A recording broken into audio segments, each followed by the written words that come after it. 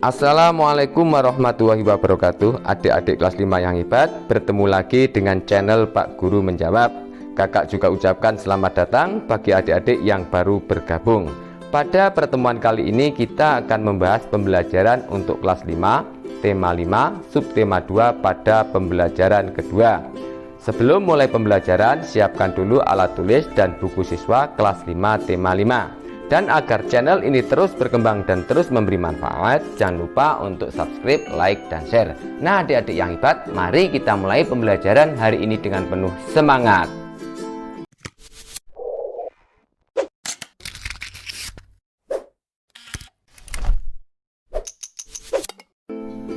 Adik-adik kelas 5 yang hebat, mari kita mulai pembelajaran hari ini.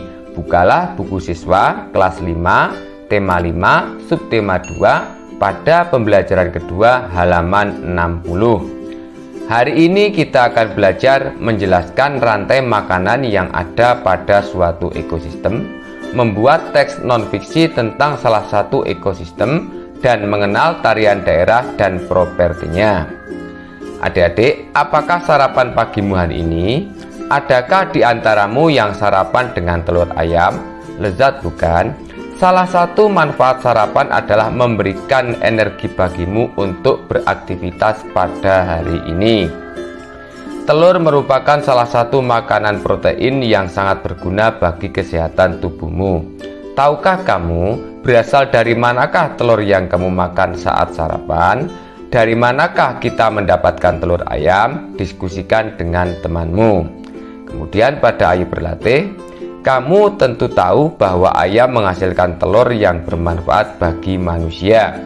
Ketika kita memakan telur ayam saat sarapan, kita mendapatkan energi dari telur ayam tersebut. Lalu dari manakah ayam mendapatkan energi untuk menghasilkan telur? Diskusikanlah bersama teman sebangkumu.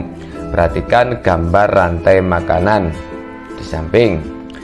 Jelaskan mengenai rantai makanan, tuliskan pada tempat yang telah tersedia pada halaman 61. Di sini kakak akan membantu menjelaskan mengenai rantai makanan pada gambar tersebut. Perhatikan, nomor 1. Padi merupakan produsen karena dapat menghasilkan makanan sendiri.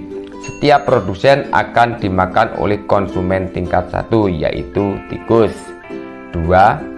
Tikus menjadi konsumen tingkat 1 karena tikus merupakan hewan omnivor yang juga memakan padi untuk memperoleh energi.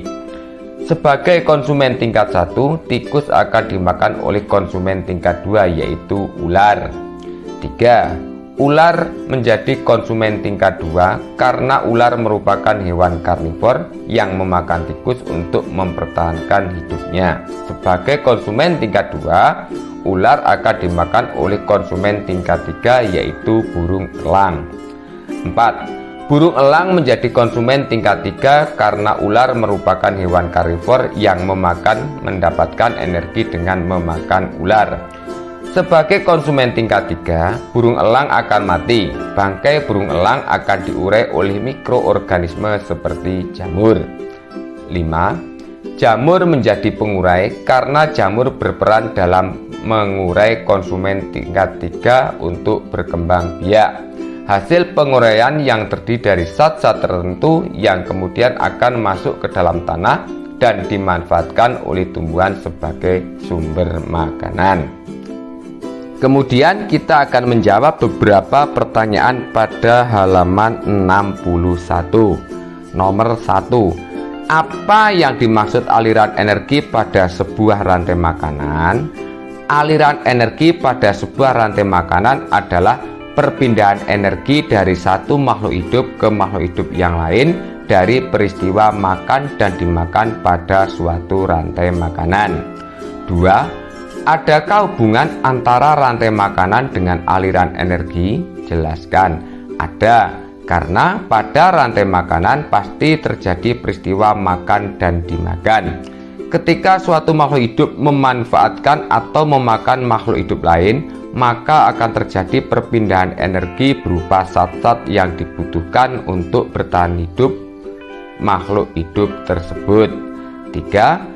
Jelaskan peran produsen penting dalam sebuah rantai makanan. Produsen merupakan satu-satunya komponen yang mampu memproduksi makanan sendiri. Produsen juga menjadi komponen yang akan dimakan oleh konsumen tingkat 1 agar rantai makanan tetap berjalan. Kemudian nomor 4, rantai makanan pada puncaknya disebut puncak konsumen. Apabila konsumen puncak punah, apa yang akan terjadi pada konsumen 1 dan konsumen 2? Jawab, jumlah konsumen 1 akan berkurang secara drastis karena dimakan oleh konsumen 2 yang lebih banyak. Sedangkan jumlah konsumen 2 akan bertambah banyak karena tidak ada konsumen puncak yang memakan mereka. Kemudian pada halaman 62, teman-teman diminta membuat sebuah rantai makanan yang terdiri atas 1 produsen, 4 tingkat konsumen, dan 1 pengurai. Dan jangan lupa untuk menyebutkan jenis ekosistemnya. Di sini kakak akan memberikan contoh, perhatikan gambar di samping. Gambar di samping merupakan rantai makanan pada ekosistem sawah yang memuat 1 produsen, 4 tingkat konsumen, dan 1 pengurai. Dan ekosistem tersebut adalah ekosistem sawah. Selanjutnya pada halaman 63, pilihlah salah satu dari gambar berikut. Buatlah sebuah karangan non-fiksi tentang rantai makanan dengan menggunakan salah satu hewan dalam gambar tersebut. Perhatikan gambar pada halaman 63. Kita akan memilih salah satu gambar dan menggunakan beberapa kosakata dalam tabel untuk membuat sebuah karangan non-fiksi. Di sini kakak akan memberikan contohnya. Rantai makanan di laut. Rantai makanan adalah urutan peristiwa makan dan dimakan antara makhluk hidup pada suatu ekosistem.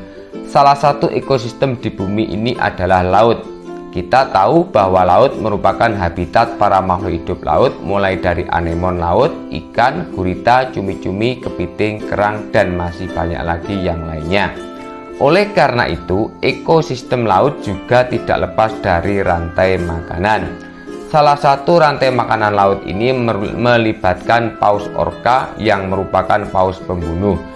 Beberapa makhluk hidup lain yang terlibat antara lain fitoplankton, zooplankton, ikan teri, ikan tuna, anjing laut, dan organisme pengurai. Setiap makhluk hidup tersebut memiliki peran dalam rantai makanan, yaitu produsen, konsumen, dan pengurai. Dalam ekosistem laut, fitoplankton menjadi produsen karena mampu memproduksi makanannya sendiri dengan bantuan cahaya matahari dan zat-zat kimia tertentu. Sebagai produsen, fitoplankton menjadi mangsa dari zooplankton.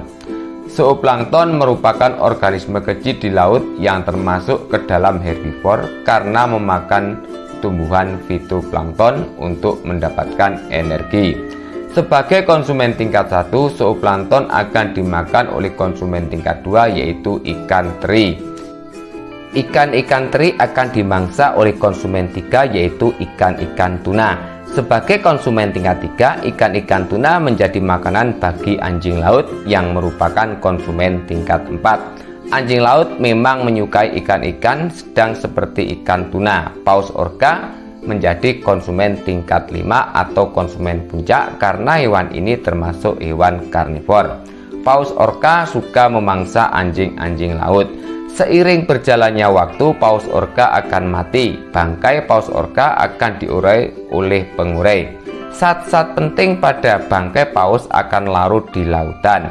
Peristiwa makan dan dimakan pada ekosistem laut ini akan terjadi terus-menerus selama ekosistem laut tetap terjaga.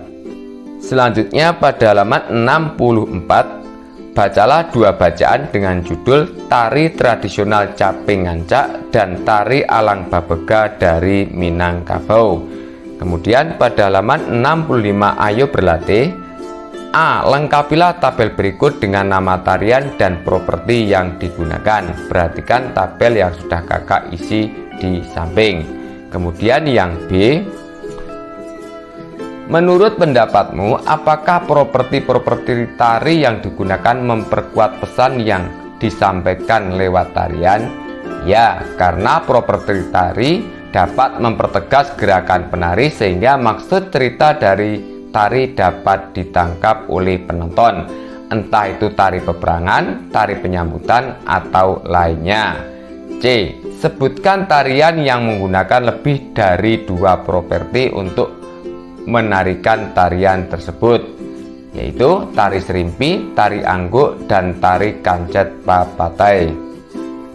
Kemudian kita akan melanjutkan menjawab pertanyaan pada Ayo Berlatih nomor 1. Apakah peran produsen, konsumen, dan pengurai dalam sebuah rantai makanan? Produsen berperan sebagai makanan dan pemberi energi bagi konsumen. Konsumen berperan sebagai pemakan produsen, sedangkan pengurai berperan dalam mengurai zat-zat pada konsumen yang telah mati agar dapat masuk ke dalam tanah dan dimanfaatkan produsen sebagai makanan. Nomor 2. Menurutmu, apa sajakah yang dapat mengganggu rantai makanan? Bagaimana pengaruhnya terhadap ekosistem?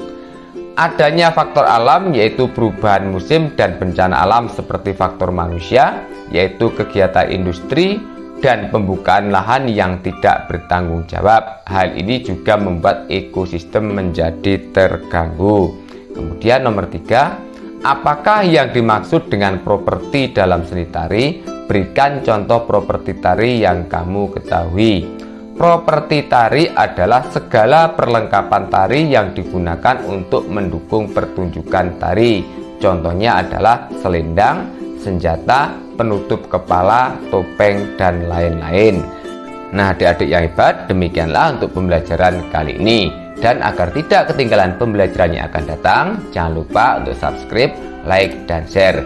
Sekian dari kakak. Wassalamualaikum warahmatullahi wabarakatuh.